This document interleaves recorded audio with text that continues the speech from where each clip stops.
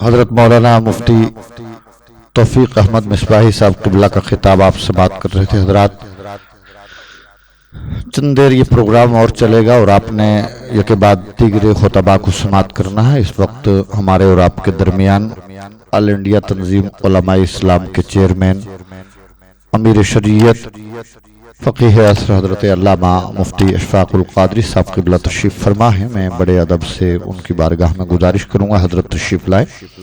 نعرہ تکبیر، نعرہ رسالت، علماء اہل سنت تحفظ ناموس رسالت کانفرنس.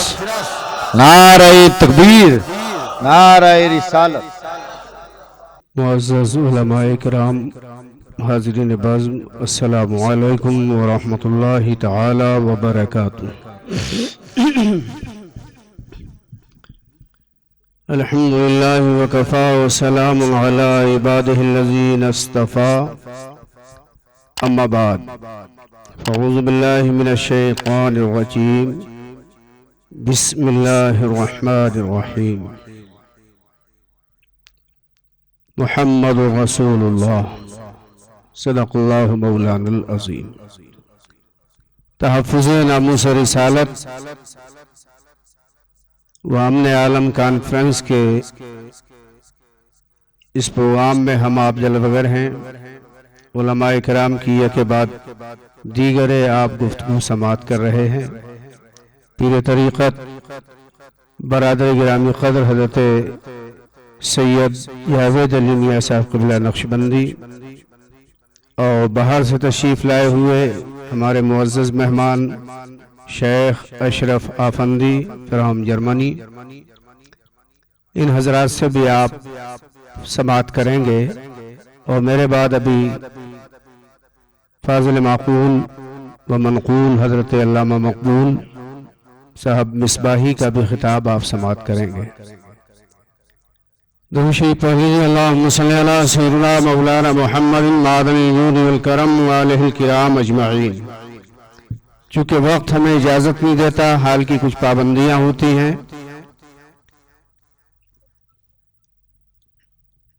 وہ آپ سمجھتے ہیں ان مجبوریوں کو. باطل سے دبنے والے اے آسماں نہیں ہم، 100 بار کر چکا ہے تو انتہا ہمارا. کچھ بات ہے کہ ہستی مٹتی نہیں ہماری، کچھ بات ہے کہ ہستی مٹتی نہیں ہماری. صدیوں رہا ہے دشمن دور زماں ہمارا. معزز حاضرین، مصطفیٰ پیارے صلی اللہ علیہ وسلم کی بارگاہ اقدس میں دریدہ دہنوں نے گستاخانہ جملے کہے اور پورا ہندوستان جو وشو گرو بننے کی طرف بڑھ رہا ہے، اس سے ایسا تاثر آیا کہ ہندوستان وشو گرو نہیں، وشو گرو البتہ بنتا جا رہا ہے. اور یہ زہر کس نے گھولا ہے؟ یہ ناگپور کے اسکول میں جو تیار ہوا، گجرات کی لیبورٹری میں پڑھا اور پنپا، اب ہندوستان بھر میں اس کو امپلیمنٹ کیا جا رہا ہے کہ یہ زہر بڑھے اور اس سے متاثر ہونے والے تڑپیں بلبلائیں.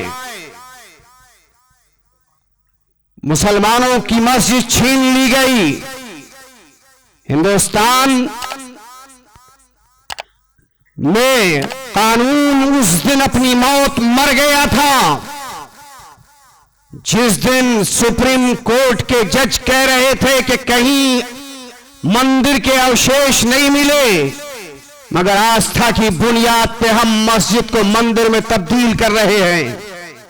ہم نے برداشت کیا، کلیجہ ہمارا پھٹا تھا، آنکھوں سے آنسو بہے تھے، مگر ہم نے اس ملک کے آئین کے لیے، ہم نے اس ملک کی ایکتا اور اکھنڈتا کے لیے اس کو برداشت کر لیا. مسجدیں بنتی ہیں, مسجدیں ٹوٹ جائیں گی, لیکن دل نہیں ٹوٹنے چاہیے. مسلمانوں نے ایک ساتھ اس کو قبول کیا تھا.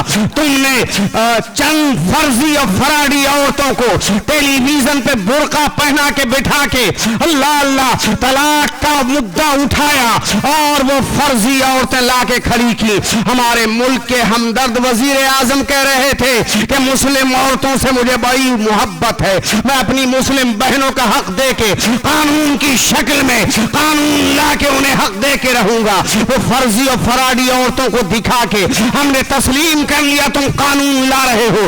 یہ ملک ہمارا ہے, یہاں کی زمین سے پیار ہمیں ہے, یہاں کی ہوا سے پیار ہمیں ہے, یہاں کے چشموں سے پیار ہمیں ہے, یہاں کے مرغزاروں سے پیار ہمیں ہے, یہاں کی بہاروں سے پیار ہمیں ہے, یہاں کے ہندو مسلم سے پیار ہمیں ہے, یہاں کے سکھ اور عیسائی سے پیار ہمیں ہے, یا جو چن کے آیا ہے اس سے بھی پیار ہے, اور جو سلیکٹ ہو کے آیا ہے اس سے بھی پیار ہے. اللہ اللہ ہمیں پیار ہے, اس لیے ہم نے یہ بھی کڑوا گھونٹ پی لیا ملک کی محبت میں. مگر یاد رکھیے گجرات کی لیبارٹری میں پنپنے والے زہریلے سانپ یاد رکھیں کہ اگر مصطفیٰ کی طرف نگاہ غلط اٹھے گی تو ہندوستان کا 30 کروڑ مسلمان اور پوری دنیا کا 2 ارب مسلمان اپنی اولادوں کو قربان کر دے گا, اپنے گھروں کو قربان کر دے گا, لیکن نبی کی شان میں آنچ نہیں آئے.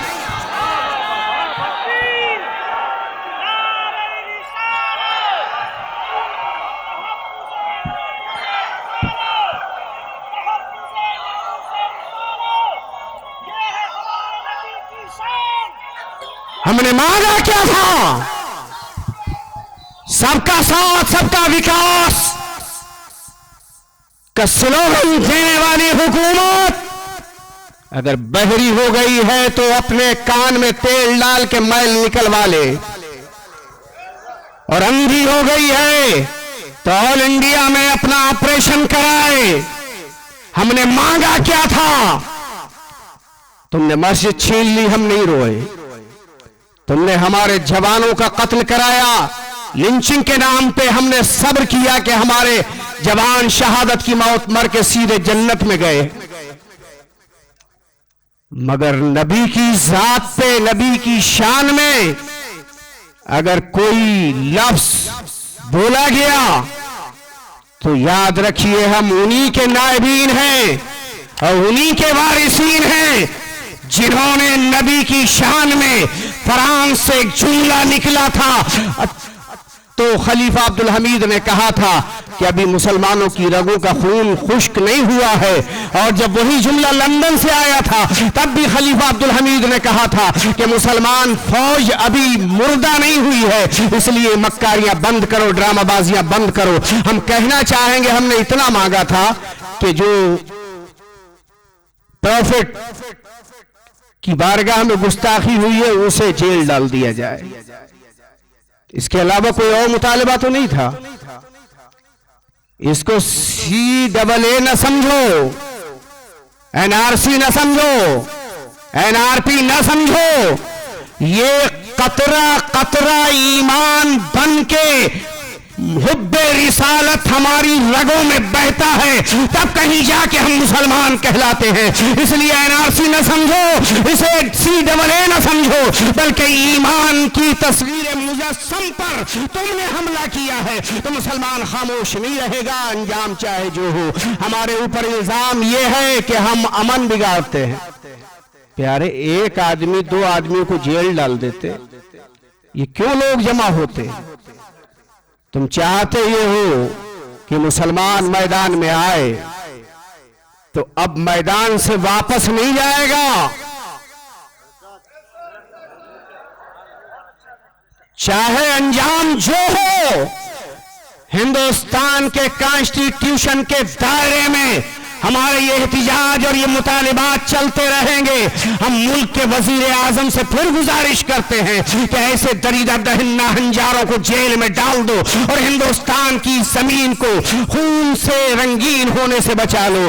خون نہ بہے کسی کا, ہم اس کا مطالبہ کرتے ہیں. لیکن اگر ہمیں پہ الزام ہے کہ ہم اپنے نبی کی گستاخی پر روڈ پر بھی نہ نکلیں, اور نکل جائے تو تم پتھر برساؤ، تم اپنے جلوس نکالو تو ہم خاموش رہیں، کوئی مسلمان حملہ نہیں کرتا۔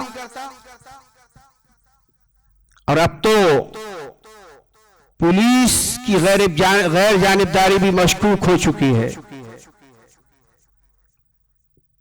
میں سمجھتا ہوں کہ اکثر دنگے وہاں ہوتے ہیں جہاں پولیس موجود ہوتی ہے،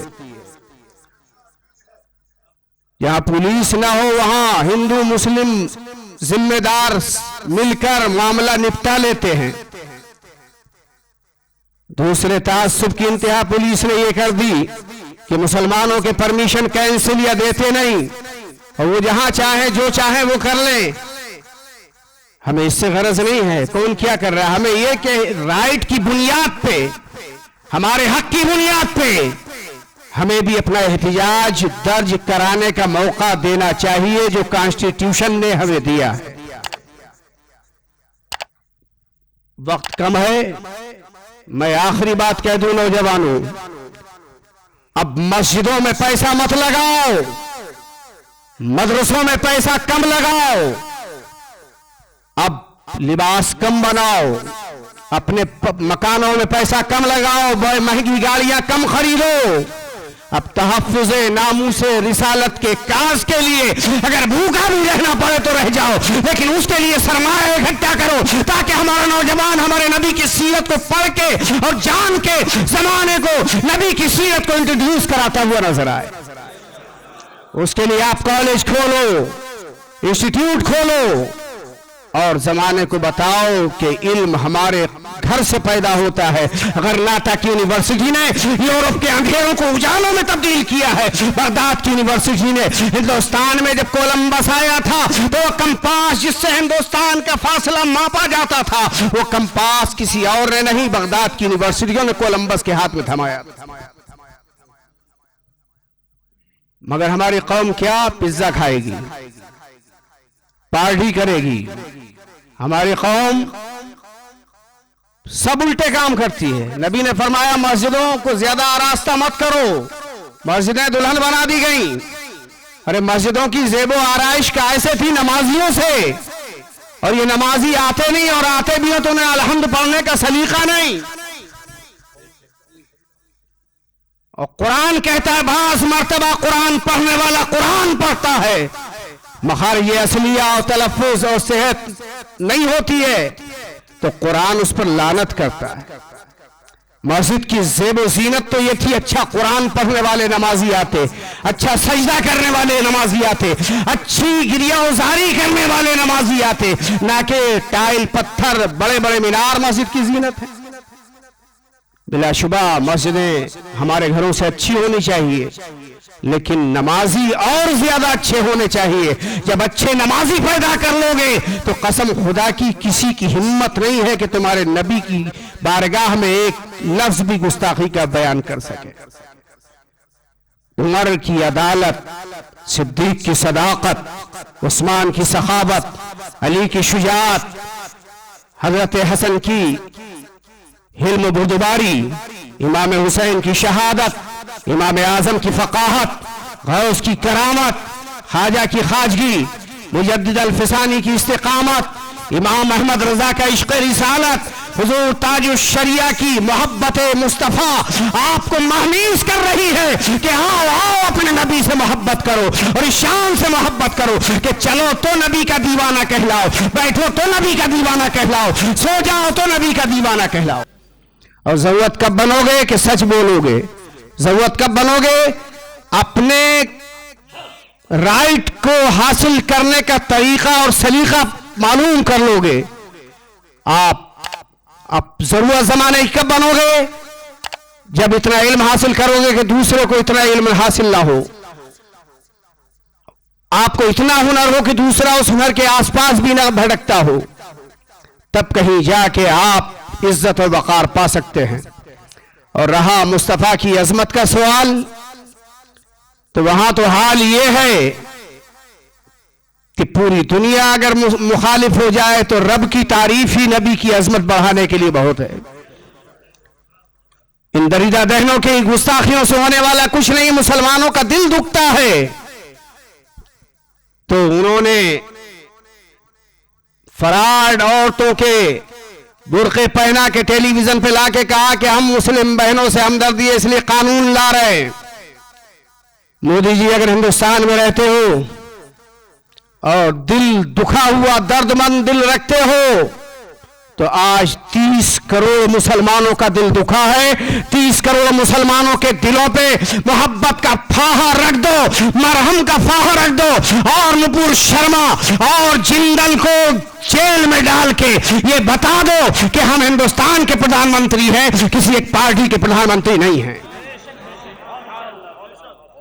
آپ ہندوستان کے پرائم منسٹر بنیے، ایک پارٹی کے پرائم منسٹر بن کے دیش مت چلائیے، ورنہ یاد رکھیے راحت نے کہا تھا لگے گی آگ تو آئیں گے گھر کی عزت میں، یہاں پہ صرف ہمارا مکان تھوڑی ہے، لگے گی آگ تو آئیں گے گھر کی عزت میں، یہاں پہ صرف ہمارا مکان تھوڑی ہے، اور سبھی کا خون ہے شامل وطن کی مٹی میں، سبھی کا خون ہے شامل وطن کی مٹی میں، کسی کے باپ کا ہندوستان تھوڑی ہے، کسی کے باپ کا ہندوستان تھوڑی ہے، یہ ہندوستان ہمارا ہے اور ہمارا رہے گا، ہمارا تھا، اس لیے کہ اس ہندوستان کو ہمارے باپ نے پسند کیا، جناب آدم آئے اور جو باپ کی جگہ ہوتی ہے بیٹے اس کے وارث ہوتے ہیں، یا تو تم اپنا باپ آدم کو ماننے سے انکار کرو، تب آدم ہمارے باپ ہیں اور یہ زمین ان کی ہے، ہم ان کے وارث ہیں، اس لیے ملک ہمارا ہے کسی اور کا نہیں۔ مصطفیٰ جان رحمت نے اس ملک محبت کا اندیا عطا فرمایا، اور اقبال نے بہت اچھی بات کہی، میرے عرب کو آئی ٹھنڈی ہوا جہاں سے، میرا وطن وہی ہے، میرا وطن وہی ہے۔ میرے دوستو بزرگوں، تحفظ ناموس رسالت کا یہ کارنامہ ٹھہرے گا نہیں، میں نے آج بھی کہا پہلے بھی کہا ہے کہ 15 پیسہ ایک پوسٹ کارڈ پہ لکھو کہ ناموس رسالت کی بنیاد پہ کوئی سمجھوتا نہیں ہوگا، اگر گستاخی ہوگی راشٹرپتی کو لکھو، پرائم منسٹر کو لکھو، UN کو لکھو، OIC کو لکھو، دنیا کے تمام انصاف پرور ادارے جو اپنا دعویٰ رکھتے ہیں انہیں لکھو کہ اگر اب یہ ہوگا تو مسلمان خاموش نہیں رہے گا، مرنا کل بھی ہے، مرنا آج بھی ہے، تو مصطفیٰ کی محبت کا علم بلند کر کے مر جائیں گے، تاکہ جب ہم نبی کی محبت میں مر جائے تو قسم خدا کی ہمیں یہاں بھی سرخرو مل جائے اور آخرت میں بھی ہم سرخرو ہو جائیں۔ جب تک بکے نہ تھے کوئی پوچھتا نہ تھا، تم نے ہمیں خرید کے انمول کر دیا۔ السلام علیکم۔